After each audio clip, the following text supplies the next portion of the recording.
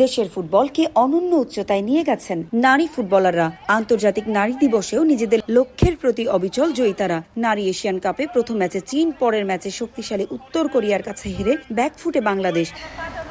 তবে হারলেও আসরে ফুটবলারদের প্রাপ্তির খাতায় যোগ হয়েছে অনেক। নতুন ইতিহাসের খোঁজে সিডনি থেকে পার্থে লাল সবুজ। উজবেকিস্তানকে হারাতে পারলে এশিয়ান কাপে নারী পুরুষ যে কোনো ফুটবলে মিলবে প্রথম জয়ের স্বাদ। স্বপ্ন বাস্তবায়নে পার্থ রেক্টাঙ্গুলার স্টেডিয়ামে নামবে আফিদারা।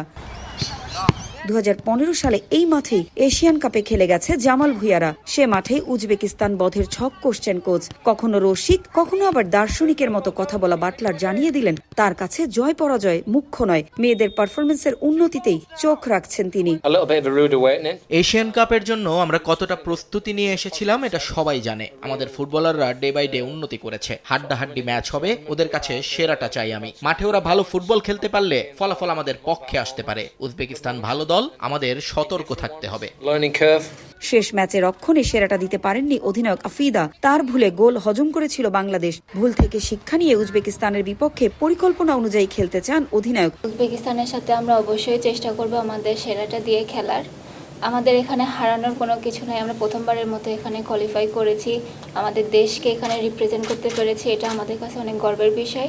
উত্তর কোরিয়ার বিপক্ষে মাঝ মাঠে স্বাভাবিক খেলাটা খেলতে পারেননি মনিকা, মারিয়া, ঋতুপর্ণা চাকমারা। উজবেকিস্তান ম্যাচের আগে তাই সতর্ক মিডফিল্ডাররা। ম্যাচের আগের দিন দুই দলে ভাগ হয়ে প্রস্তুতি ম্যাচও খেলেছে লাল সবুজ। এ ম্যাচে একাদশ নিয়ে খুব বেশি পরীক্ষা নিরীক্ষার পক্ষে নন কোচ।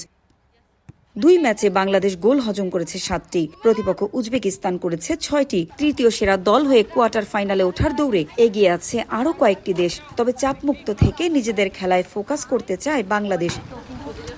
এশিয়ান কাপে উজবেকিস্তানের বিপক্ষে গ্রুপ পর্বে নিজেদের শেষ ম্যাচ। জটিল সমীকরণের সামনে দাঁড়িয়ে বাংলাদেশ কোয়ার্টার ফাইনালে যেতে চাইলে শুধু বড় ব্যবধানে জিতলেই হবে না, তাকিয়ে থাকতে হবে অন্য দলগুলোর ফলাফলের দিকেও।